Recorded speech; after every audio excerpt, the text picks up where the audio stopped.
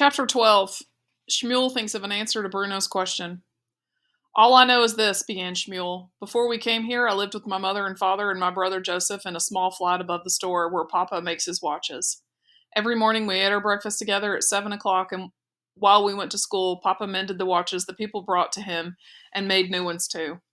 I had a beautiful watch that he gave me, but I don't have it anymore. It had a golden face, and I wound it up every night before I went to sleep, and it always told the right time. What happened to it? Asked Bruno. They took it from me, said Shmuel. Who? The soldiers, of course, said Shmuel, as if this was the most obvious thing in the world. And then one day, things started to change, he continued.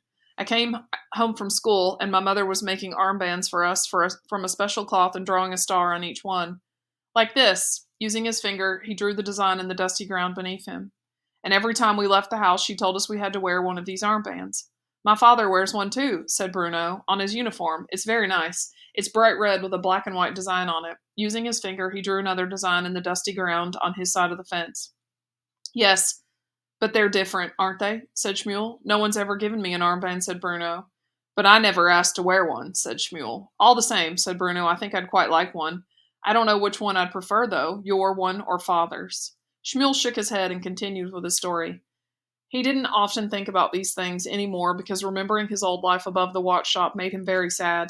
We wore the armbands for a few months, he said, and then things changed again. I came home one day and Mama said we couldn't live in our house anymore. That happened to me too, shouted Bruno, delighted that he wasn't the only boy who'd been forced to move. The Fury came for dinner, you see, and the next thing I knew, we moved here, and I hate it here, he added in a loud voice. Did he come to your house and do the same thing? No, but when we were told we couldn't live in our house, we had to move to a different part of Krakow, where the soldiers built a big wall, and my mother and father and my brother and I all had to live in one room. All of you? Asked Bruno. In one room? And not just us, said Shmuel. There was another family there, and the mother and father were always fighting with each other, and one of the sons was bigger than me, and he hit me even when I did nothing wrong. You can't have all lived in the one room, said Bruno, shaking his head. That doesn't make any sense. All of us, said Shmuel, nodding his head. 11 in total. Bruno opened his mouth to contradict him again. He didn't really believe that 11 people could live in the same room together, but changed his mind. We lived there for some more months, continued Shmuel, all of us in that one room. There was one small window in it, but I didn't like to look out of it, because then I would see the wall, and I hated the wall, because our real home was on the other side of it, and this part of town was the bad part, because it was always noisy, and it was impossible to sleep, and I hated Luca, who was the boy who kept hitting me even when I did nothing wrong. Gretel hits me sometimes, said Bruno. She's my sister, he added, and a hopeless case. But soon I'll be bigger and stronger than she is, and she won't know what hit her then.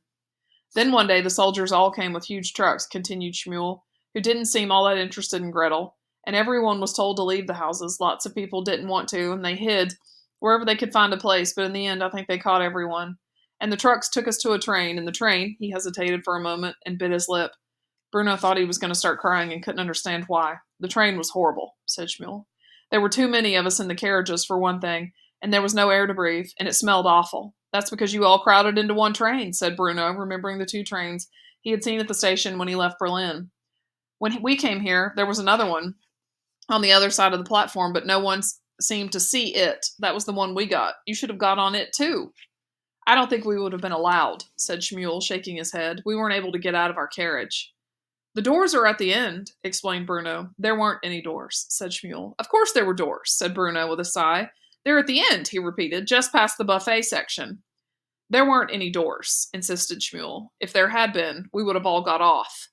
Bruno mumbled something under his breath, along the lines of course there were, but he didn't say it very loud, so Shmuel didn't hear. When the train finally stopped, continued Shmuel, we were in a very cold place, and we all had to walk here. We had a car, said Bruno, out loud now, and Mama was taken away from us, and Papa and Joseph and I were put in the huts over there, and that's where we've been ever since. Shmuel looked very sad when he told the story, and Bruno didn't know why. It didn't seem like such a terrible thing to him, and after all, much of the same thing had happened to him. Are there many other boys over there? Asked Bruno. Hundreds, said Shmuel. Bruno's eyes opened wide. Hundreds, he said, amazed. That's not fair at all. There's no one to play with on this side of the fence, not a single person. We don't play, said Shmuel. Don't play? Why ever not? What would we play? He asked, his face looking confused at the idea of it. Well, I don't know, said Bruno. All sorts of things. Football, for example. On exploration. Or exploration. What's the exploration like over there anyway? Any good? Shmuel shook his head and didn't answer. He looked back towards the huts and turned back to Bruno then. He didn't want to ask the next question, but the pains in his stomach made him. You don't have any food on you, do you? He asked. Afraid not, said Bruno. I meant to bring some chocolate, but I forgot chocolate, said Shmuel very slowly, his tongue moving out from behind his teeth. I've only ever had chocolate once. Only once. I love chocolate. I can't get enough of it, although Mother says it will rot my teeth. You don't have any bread, do you? Bruno shook his head. Nothing at all, he said. Dinner isn't served until 6:30. What time do you have yours? Shmuel shrugged his shoulders and pulled himself to his feet. I think I'd better get back, he said. Perhaps you can come to dinner with us one evening, said Bruno, although he wasn't sure it was a very good idea. Perhaps, said Shmuel, although he didn't sound convinced.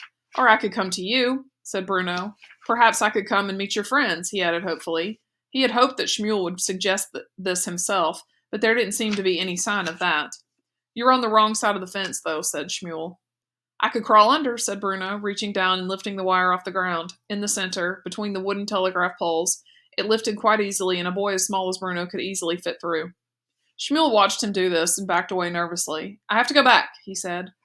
Some other afternoon, then, said Bruno. I'm not supposed to be here. If they catch me, I'll be in trouble. He turned and walked away, and Bruno noticed again just how small and skinny his new friend was. He didn't say anything about this because he knew only too well how unpleasant it was to be criticized for something as silly as your height, and the last thing he wanted to do was be unkind to Shmuel.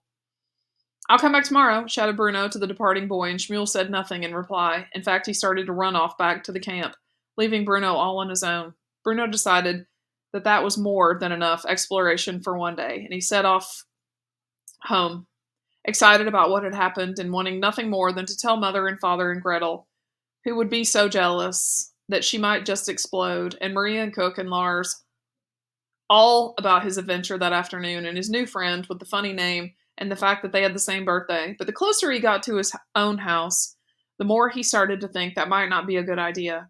After all, he reasoned, they might not want me to be friends with him anymore, and if that happens, they might stop me coming out here at all. By the time he went back through his front door and smelled the beef that was roasting in the oven for dinner, he had decided that it was better to keep the whole story to himself for the moment and not breathe a word about it. It would be his own secret, well, his and Shmuel's. Bruno was of the opinion that when it came to parents, and especially when it came to sisters, what they didn't know couldn't hurt them.